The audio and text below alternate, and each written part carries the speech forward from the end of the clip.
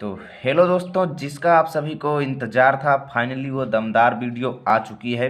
आज मैं आप सभी को लिखावट कैसे सुधारें, जी हाँ दोस्तों, आपको कुछ ऐसी टिप्स एंड ट्रिक्स बताऊंगा जिनकी मदद से आप अपनी लिखावट में 100% काबू पा सकते हैं। जी हाँ दोस्तों, यदि आज की इस वीडियो को आप अंत तक देख लेते हैं तब आप अपनी लिखावट में 100% काबू पा सकते हैं।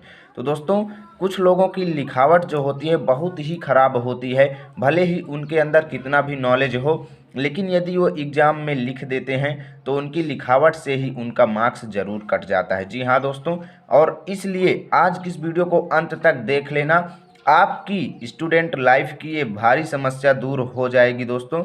इस बात को आप क्लियर मान सकते हैं। और देखिए, मैं इतनी अच्छी लिखावट कैसे लिखता हूँ ये सब कुछ आपको बताऊंगा, और वही टिप्स बता रहा हूँ जिनकी मदद से मैंने अपनी लिखावट को इतनी अच्छी बनाई है। ठीक है, तो चलिए आज की इस वीडियो को पूरा देख लीजिए, और इसमें आपको टोटल 6 टिप्स बताऊंगा जिनकी मदद से आप अपनी लिखावट को बहुत ही दमदार तरीके से सुधार सकते हैं। ठीक है, तो यहाँ पर पहली देखिए, पेज की स्थिति। जी हाँ दोस्तों, ये आपके ऊपर मायने रखती है कि आप किस तरीके से लिखना पसंद करते हैं। यदि आप लेफ्ट हैंड से लिखते हैं तब आप कॉपी को इस तरीके से करके लिखिए, इस तरीके से आपको कॉपी को पोजीशन देना है। ठीक है दोस्तों, और यदि आप दाएं हाथ से लिखते हैं तब आपको कॉपी को इस तरीके से करके लिखना है। इससे क्या होगा कि आप जैसे जैसे दूर जाते जाएंगे लाइन में, आपके हाथ से कॉपी के बीच जो है कांटेक्ट जो है वो अच्छी तरीके से बनेगा।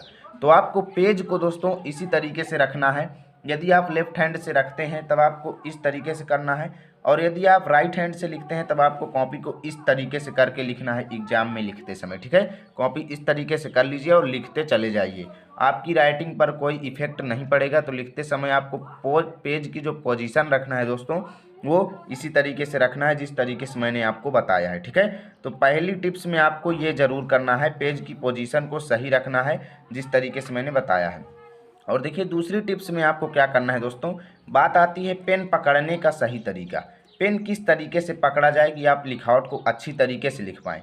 देखिए, पेन को पकड़ने के लिए आपको जो पेन जो है इस तरीके से पकड़ना है, यानी कि पेन से यहाँ से जो है इतनी दूरी पर आपको 1-2 सेंटीमीटर के गैप पर पकड़ना है। आप इतनी दूरी पर पेन को कभी ना पकड़ें, या फिर इतनी दूरी पर पेन को कभी ना पकड़ें, नहीं तो आप पेन पर बराबर काबू नहीं पा पाएंगे और आप राइटिंग अच्छी तरीके से नहीं कर लिख पाएंगे। ठीक है, तो इसके लिए आपको क्या करना है, पेन को इतने पर पकड़ना है। और देखिए, पेन का जो यहाँ से पोजीशन है वो सभी उंगलियों को पेन का सपोर्ट मिलना, पेन को जो है वो सभी उंगलियों का सपोर्ट मिलना चाहिए, और बराबर यहाँ से आपका पेन रहना चाहिए। और इस तरीके से पकड़ेंगे तब आप अच्छी राइटिंग नहीं लिख पाएंगे। ठीक है, तो इतने पर आपको पेन को पकड़ना है, और लिखते समय देखिए कैसे लिखना है। जैसे देखिए, मैं लिखता हूँ,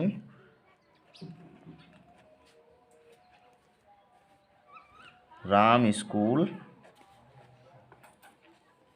जाता है। ठीक है दोस्तों, तब आप देख सकते हैं इतने में आप पेन पर बराबर काबू पा पाएंगे यदि आप इतने पर पकड़ेंगे। अब यही चीज़ यदि आप यहाँ पर पकड़ के लिखेंगे तब आपका पेन जो है वो फिसलता रहेगा इधर उधर, और आप अच्छी तरीके से नहीं लिख पाएंगे। तब आपको इतना ध्यान देना है। ठीक है, पेन पकड़ते समय। तीसरा देखिए क्या करना है, पेन पर दबाव कितना रखना है ये ध्यान दीजिए। पेन को आप ज़्यादा दबा कर मत लिखें। जैसे आप लिख रहे हैं राम, तो इतना तेज़ी से आप पेन को दबाएं। तेज़ी से आपको पेन को नहीं दबाना, नहीं आपकी राइटिंग जो है वो गड़बड़ा जाएगी।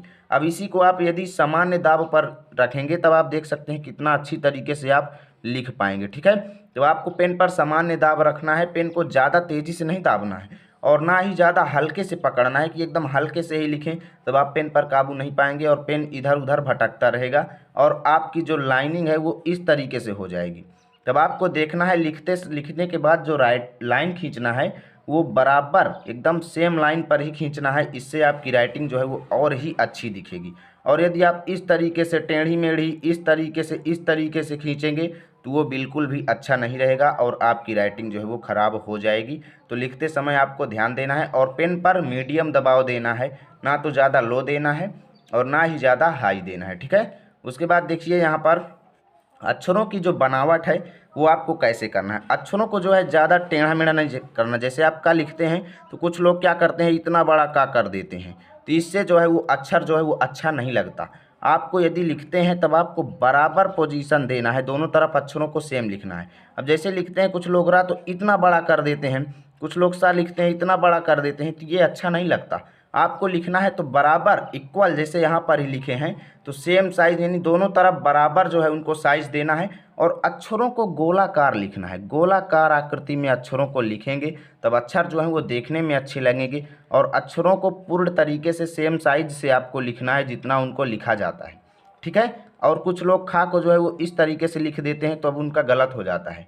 आपको इसको बराबर ज्वाइनिंग करना है, ठीक है। और अक्षरों को दोनों तरफ बराबर शेप देना है। आप इस तरीके से कभी ना करें, नहीं तो आपकी राइटिंग जो है वो गड़बड़ाती चली जाएगी, कभी अच्छी राइटिंग नहीं बना पाओगे, ठीक है।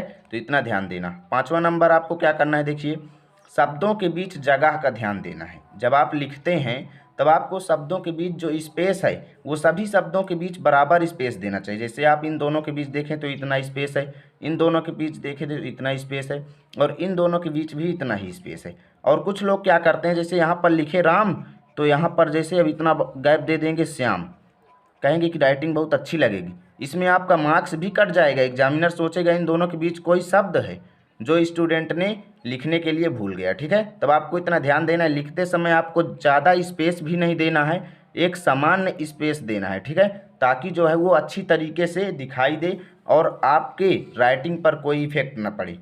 तो आप शब्दों को लिखते समय उनके अक्षरों के बीच भी इक्वल स्पेस दें और जो शब्दों के बीच भी आप इक्वल स्पेस दें, ठीक है। तो स्पेस को ध्यान देना है। और यदि आपका सपना है राइटिंग सुधारना, तब आपको अभ्यास तो करना पड़ेगा, क्योंकि पाने के लिए कुछ खोना पड़ता है। तब आप जब डेली एक पेज सुलेख लिखेंगे इंग्लिश और हिंदी दोनों का, तब मान लीजिए दोस्तों आप यदि इसी एक्सपेरिमेंट को 10-15 दिन तक लगातार करेंगे तब आप अपनी राइटिंग पर 100% काबू पा पाएंगे, ठीक है दोस्तों। तो मैं उम्मीद करता हूँ ये वीडियो आपको अच्छा लगा होगा। यदि वीडियो अच्छा लगा है तो लाइक कीजिए, चैनल पर नए आए हैं तो सब्सक्राइब कीजिए, जिससे नए नए वीडियो आप तक सबसे पहले पहुँचेंगे।